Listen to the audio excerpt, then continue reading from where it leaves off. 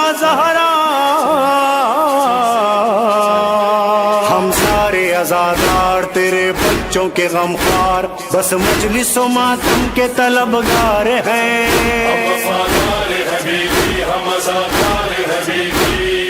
حاضر ہیں یا فاطمہ زہرا،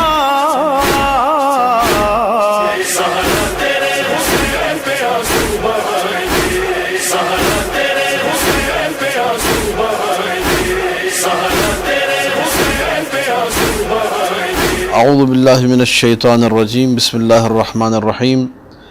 الحمد للہ الذی جعلنا من الباکین علی حسین ابن علی علیہ الصلاۃ والسلام، والصلاۃ والسلام علی من بکا لولدہ المظلوم قبل ولادتہ مع ابنتہ الزہراء، وصلی اللہ علی آلہ الاطیاب المیامین المظلومین، واللعنۃ الداعمۃ علی قتلتہم اجمعین.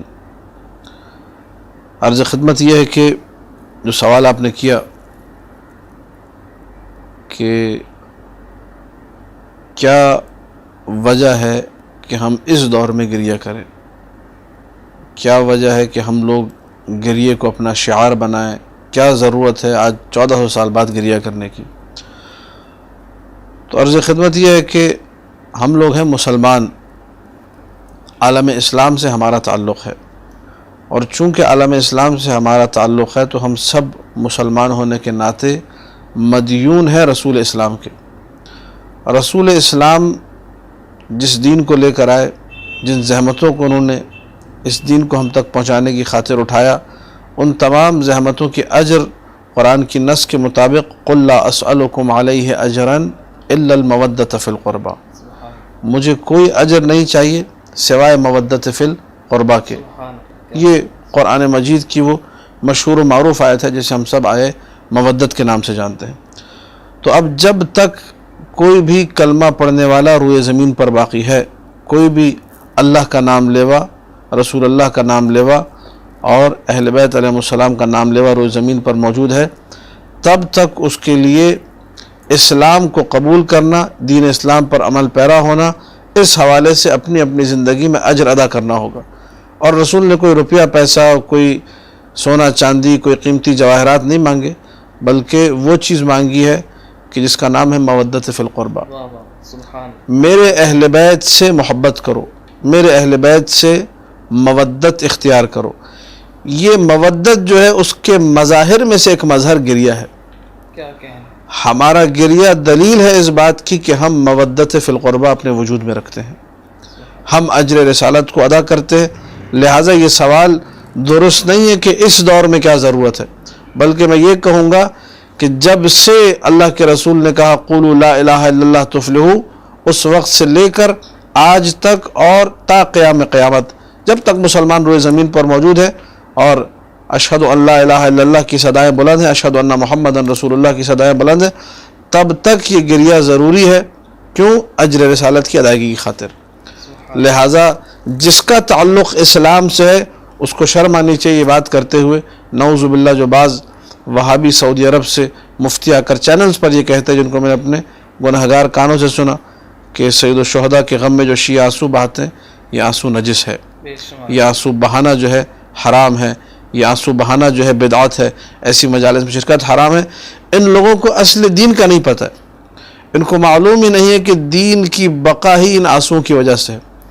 اگر سید الشہداء پر بہائے گئے آنسو نہ ہوتے تو آج اسلام زندہ نہ ہوتا. اسلام کی زندگی مضمر ہے اسی محرم اور صفر کی عزاداری میں. اور آیت اللہ خمینی رحمۃ اللہ علیہ نے بہت اچھا جملہ کہا تھا کہ اسلام کی حیات اور اسلام کی زندگی ماہ محرم اور ماہ صفر سے ہے. اور یہ روایات معصومین ہی سے ماخوذ ان کا جملہ بھی.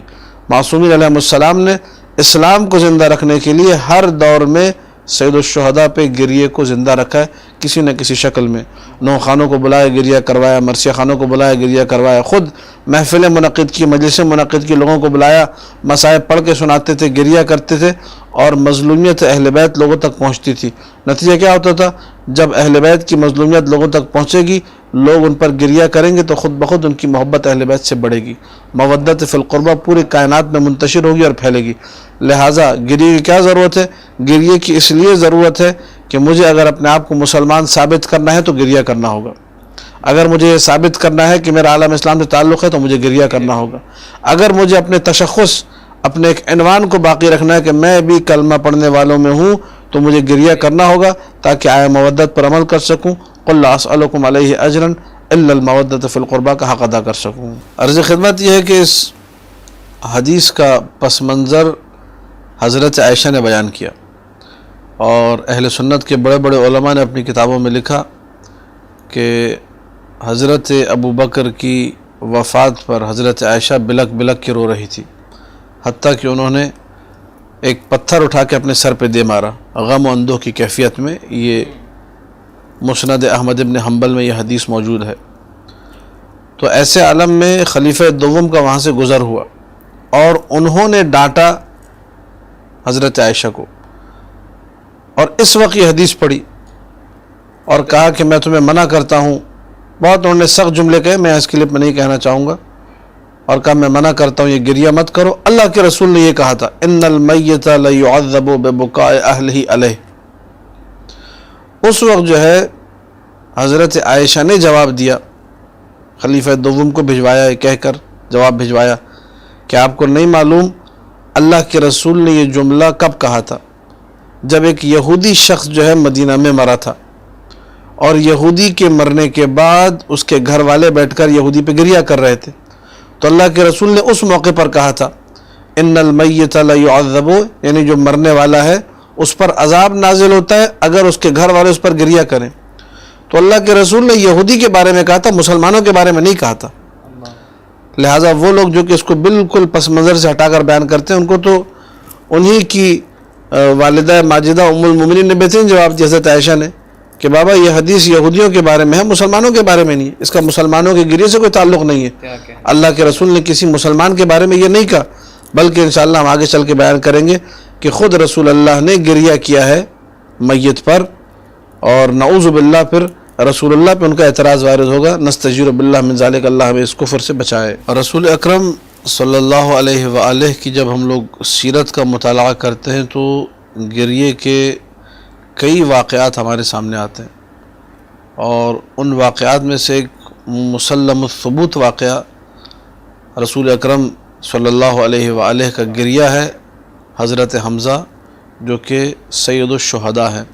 سید الشہداء سے مراد ظاہر سی بات ہے یہاں پر جنگ احد کے جو شہداء تھے اس کی بات ہو رہی ہے، احد کے شہداء کے سید سردار، کیونکہ ہم لوگوں کے پاس سید الشہداء علی الاطلاق تمام کے تمام شہداء کے سردار اور امام حسین علیہ السلام ہے، سید الشہداء ان کو کہتے ہیں ہم لوگ۔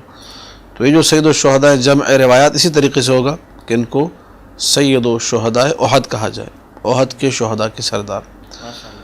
یہ جب دنیا سے گئے، شہید ہوئے، تو اہل سنت کی کوئی ایک کتاب نہیں ہے، طبقات ابن سعد ہے، اس میں ہے، صحیح مسلم میں موجود ہے، المصنف صنعانی میں موجود ہے، نیل الاوطار شوکانی میں موجود ہے، اور دیگر بہت ساری کتابوں کے اندر آپ کو مل جائے گی یہ چیز کہ اللہ کے رسول نے حضرت حمزہ پر گریہ کیا، سید و شہداء احد پر گریہ کیا، اور صرف گریہ نہیں کیا بلکہ وہ عورتیں جو اپنے اپنے شہیدوں کا گریہ کر رہی تھی، تو اللہ کے رسول نے گلہ کیا، یہاں پر شکوہ کیا ہے، کہا کہ سب پر رونے والیاں ہیں لیکن حمزہ پہ رونے والیاں نہیں ہیں۔ جب اصحاب رسول نے یہ جملہ سنا کہ اللہ کے رسول اس طریقے سے گلہ اور شکوہ کر رہے ہیں، تو فوراً انہوں نے اپنے گھر کی عورتوں کو کہا کہ تم لوگ اپنے شہیدوں کا گریہ چھوڑو، جا کے رسول اللہ کے چچا حمزہ پہ گریہ کرو۔ ان سب نے اپنا گریہ چھوڑا اور رسول اللہ کے چچا حضرت حمزہ سید الشہداء پر گریہ کیا، اور اس کے بعد ایک دستور بن گیا تھا کہ جب بھی کسی شہید کا ماتم ہوتا تھا، ایک سیرت بن گئی تھی، پہلے آ کر حضرت حمزہ کا ماتم کرتے تھے کہ اللہ کے رسول کو یہ پسند ہے کہ ہم ان کے چچا کا ماتم کریں۔ یہاں میں یہ سوال امت اسلامیہ سے کرنا چاہوں گا اپنے اس مختصر سے کلپ کے ذریعے سے کہ مجھے صرف اتنا بتایا جائے کہ اللہ کے رسول کو حمزہ زیادہ پیارے تھے یا حسین ابن علی زیادہ پیارے ہیں؟ جس حسین کے بارے میں کہا حسین منی و انا من الحسین، جس حسین کے بارے میں جو ہے اور حسن سلام اللہ علیہ دونوں کے بارے میں کہا الحسن والحسین ریحانتی، یہ دونوں میرے پھول ہیں، سیدہ شباب اہل الجنہ کہا، اور نہ جانے کتنی احادیث الحسن والحسین امامان قام او قعد و الی آخرہ، جو تمام اہل سنت مصادر میں موجود ہے، ہمارے پاس بھی موجود ہے۔ ان دونوں کا بار بار احترام اللہ کے رسول نے کیا، ان کے لیے سواری بنے، ان کو اپنی جو ہے سواری اپنی پشت پر سوار کرانے کے بعد جو ہے ان سے کہا کہ تمہاری سواری کتنی جو ہے بہترین ہے۔ بہت سے وہ جملے جن سے انتہائی عاطفہ، انتہائی محبت، جذبات کی انتہا آپ کو نظر آتی ہے، اور مقام رسالت کی طرف سے، ختم نبوت کی طرف سے ساری کی ساری چیزیں دلالت کرتی ہیں کہ یہ دونوں رسول اللہ کو نہایت پیارے ہیں۔ ایسے میں امام حسین علیہ السلام کی اس شہادت کا تذکرہ ہونا کہ جو شہادت انتہائی فجیع ترین، انتہائی ایسے طریقے سے کہ جس پر جتنے آنسو بہائے جائیں کم ہے۔ اگر رسول اللہ ہوتے تو وہ رسول کہ جس نے حمزہ سید الشہداء کے حوالے سے گلہ اور شکوہ کیا، کیونکہ حمزہ پہ رونے والی نہیں ہے، کیا وہ حسین ابن علی کے حوالے سے گلہ اور شکوہ نہیں کریں گے کہ حسین ابن علی پہ کوئی رونے والا نہیں؟ لہٰذا شیعان حیدر کرار اپنے اس گریے کے ذریعے سے رسول اکرم کی تمنا کو پورا کرتے ہیں صلی اللہ علیہ وآلہ، رسول اکرم کی آرزو کو پورا کرتے ہیں صلی اللہ علیہ وآلہ، رسول اکرم کی خواہش پر، دعوت پر لبیک کہتے ہیں اور گریہ کرتے ہیں۔ اور کیسے گریہ نہ کرے امام حسین کے دنیا میں آنے سے پہلے، ابھی مولا حسین دنیا میں نہیں آیا تو اللہ کے رسول نے جب خبر دی کہ کون بچہ ہے جو دنیا میں آنے والا ہے تو جناب زہرا کے ساتھ گریہ کیا، جناب زہرا نے گریہ کیا، امیر المومنین نے گریہ کیا، خود اللہ کے رسول نے گریہ کیا۔ یہ گریہ بتا رہا ہے کہ اللہ کے رسول کو یہ گریہ پسند ہے۔ اس کے علاوہ میں ایک مختصر سی یہاں پر حدیث عرض کرنا چاہوں گا، رسول ہی کے واقعات میں، اعمال صدوق ہماری کتابوں میں یہ حدیث موجود ہے کہ ایک دن امیر المومنین نے پوچھا یا رسول اللہ تحب عقیلا، کیا آپ عقیل سے محبت کرتے ہیں؟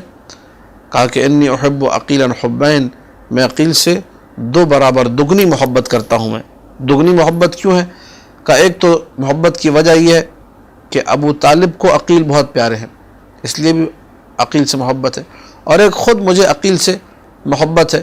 یہ جملے کہنے کے بعد اللہ کے رسول نے کہا کہ اس عقیل کا ایک بیٹا ہوگا جو میرے بیٹے حسین کی محبت میں مارا جائے گا۔